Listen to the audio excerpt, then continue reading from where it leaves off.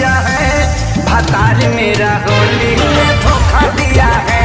भतार मेरा होली में धोखा दिया है। तब मैंने भी देवरा जी को मौका दिया है। तब मैंने भी देवरा जी को मौका दिया है। भतार मेरा होली में धोखा दिया है। भतार मेरा होली में धोखा दिया है।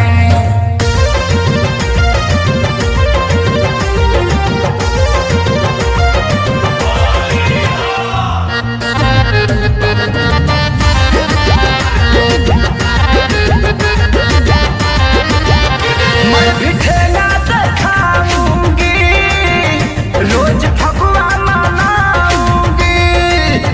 समझ हाथी देवरा से उसका बदला सधाऊंगी।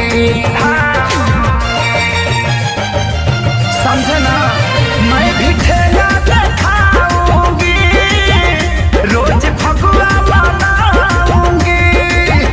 समझ हाथी देवरा से उसका बदला सधाऊंगी। बुरा हाना है, पता चला है कि खेसारी ने रकम उसको मोटा दिया है। भतार मेरा होली में धोखा दिया है। भतार मेरा होली में धोखा दिया है। तब मैंने भी देवरा जी को मौका दिया है। तब मैंने भी देवरा जी को मौका दिया है। भतार मेरा होली में धोखा दिया है। भतार मेरा होली में धोखा